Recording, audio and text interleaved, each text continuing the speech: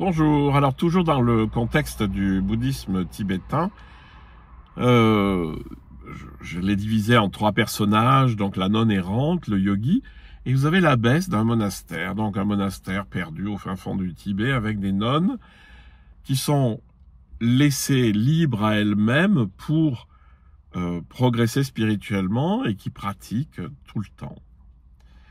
Et cette abbesse dit plusieurs choses, elle dit étudier trop peut devenir un obstacle pour la méditation. Et ça, c'est très vrai, parce que les gens qui cherchent, surtout à partir d'un milieu plutôt cultivé, plutôt formé, ils ont une énorme boulimie et ils bouffent beaucoup de textes. Et alors, il y a des textes qui les éclairent, il y a des textes qui les éclairent pas. Mais étudier trop peut devenir un obstacle pour la méditation, ça, c'est une évidence. Et le problème, c'est pas de lire, mais c'est de cette espèce de boulimie de lecture. Il vaut mieux ne lire que 2 lignes et s'en nourrir pendant 2 semaines. Là-dessus, je vous rajoute 2-3 réflexions importantes sur ce qu'on peut lire. Lisez toujours de la littérature, ce qu'on appelle la littérature primaire, c'est-à-dire les textes fondamentaux, et ne lisez pas les commentaires. On croit toujours qu'en passant par un commentaire, on va mieux comprendre l'original. Ça arrive, mais dans la plupart des cas, les commentaires obscurcissent le message.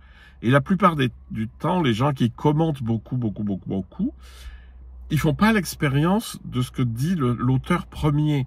Et donc, ils vont partir dans l'analyse intellectuelle, conceptuelle, historico-critique de tout ça. Alors, c'est fort intéressant, mais c'est pas le sujet. On est là pour progresser intérieurement, on est là pour avancer spirituellement et pour aller vers notre vraie nature. Donc, attention à l'étude. Étudier trop peut devenir un obstacle pour la méditation, c'est-à-dire nourrissez-vous de peu de choses, mais mâchez-les bien pour que ça finisse par infuser et que vous compreniez par l'expérience de quoi il s'agit. Deuxième phrase, en voyant le monde souffrir, il y a un immense désir de libérer tous les êtres de cet océan de misère.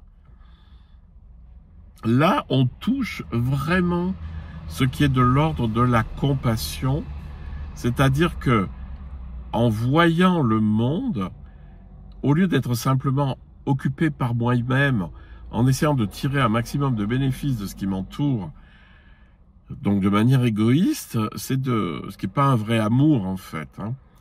On se rend compte que en nous, il y a une capacité d'aimer gigantesque qui finalement a envie que tous les êtres, tout le monde entre dans le bonheur.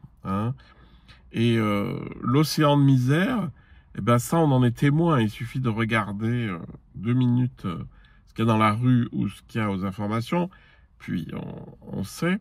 Mais cet immense désir de libérer tous les êtres de l'océan de misère, ça c'est un moteur très très puissant de la spiritualité.